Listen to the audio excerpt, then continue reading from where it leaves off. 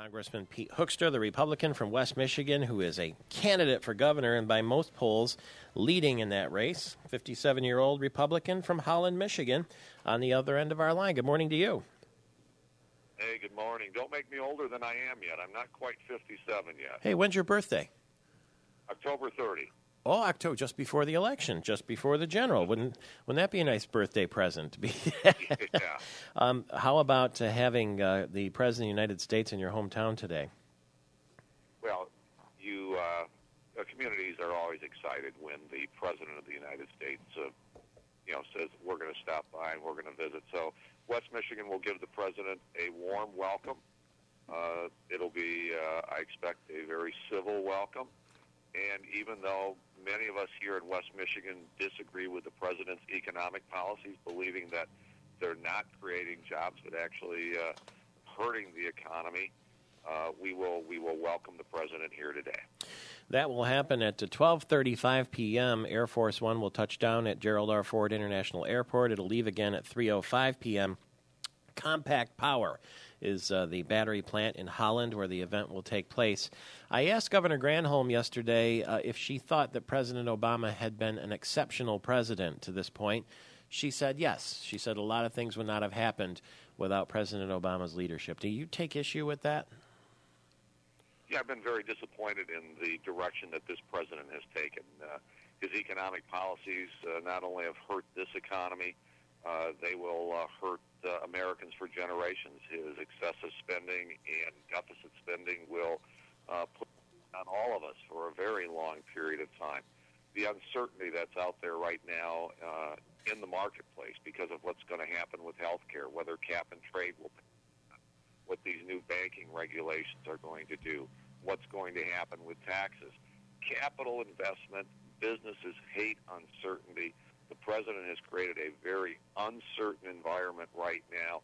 Capital sitting on the sidelines. Jobs aren't being created. And the president and his team need to focus on removing this uncertainty so that capital will come into this country. They got to remove bureaucratic roadblocks. They've got to lower taxes, or we are going to continue limping along with a very, very weak economy.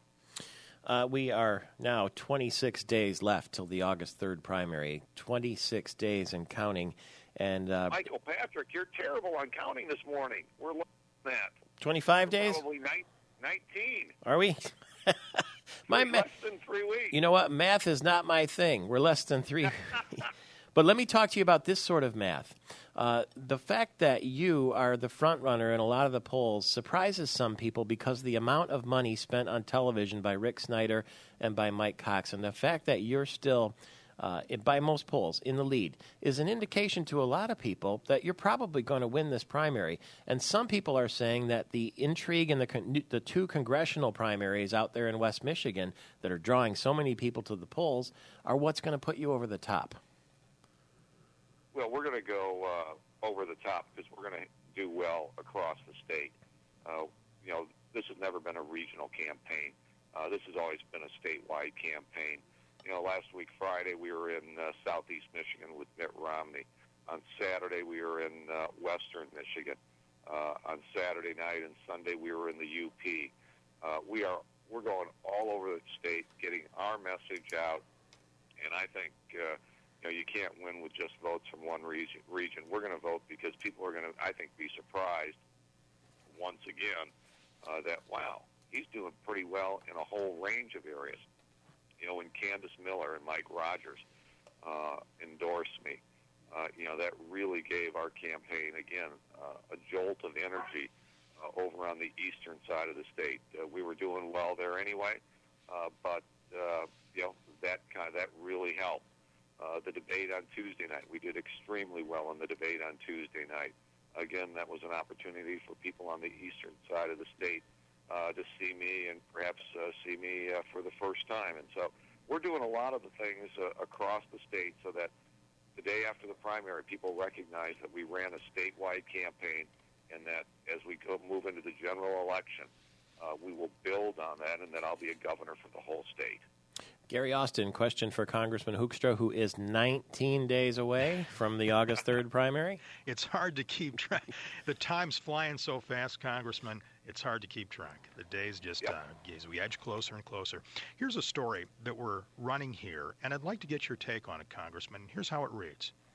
So who's involved in the Tea Party anyway? Depends on who you talk to. Rounding up a lot of petition signatures, Tea Party candidates could be on the Michigan ballot this fall. Now we have State Republican Party Chair Ron Weiser saying don't fall for it.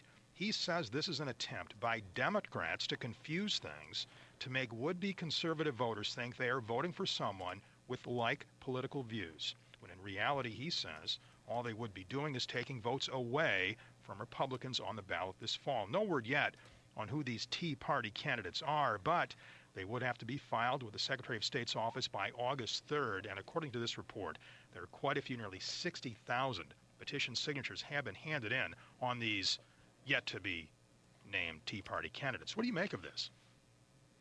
I think Michigan needs to clean up some of its election laws. Michigan needs to clean up its campaign finance laws.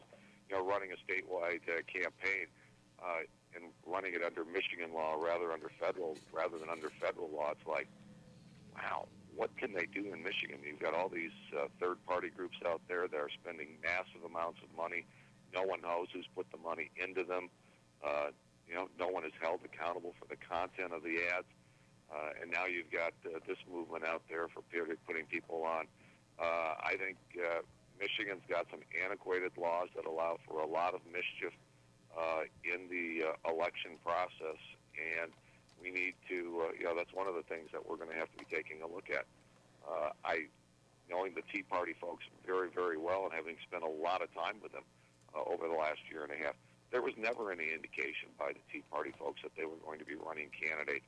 They were trying to influence the agenda of the candidates that had announced in the major political parties, and that was going to be their impact in the process. So when I hear that, quote-unquote, the Tea Party never intended to form as a political organization that would run candidates. So I'm a little suspicious of exactly what this Tea Party movement with putting people on the ballot really entails.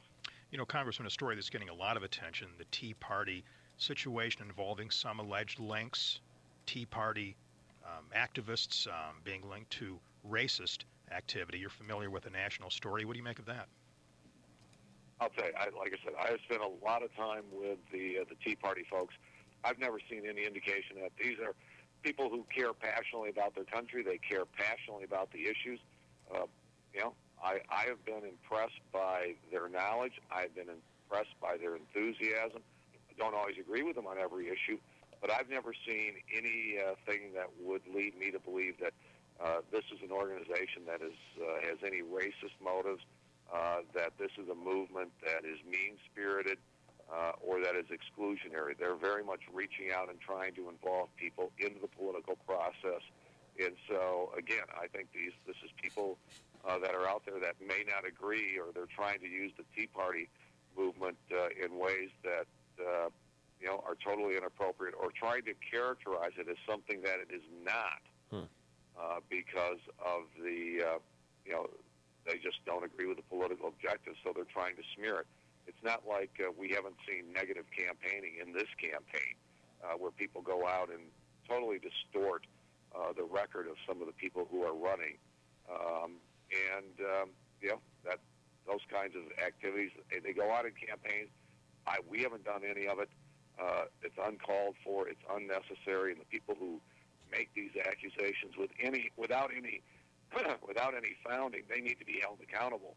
But so often they are anonymous attacks that just go out there and they're picked up and they take on a bigger life than what they deserve. All right, thank you very much. In fact, even in the debates in which I've seen you haven't been chippy with anyone. You haven't been argumentative. I mean, you've made your points, but you haven't been nasty. We have not. We have tried to stay above board. I think that's what the people of Michigan are demanding. They want to hear about the issues. They want to hear about your positions. Don't get into this sniping. We will figure out the differences between the candidates. You don't need to do that for us. Okay. Okay, the President of the United States coming to Holland, Michigan today. That's where Congressman Pete Hoekstra hails from. He is a Republican candidate for governor and a member of the United States Congress now for the better part of 20 years.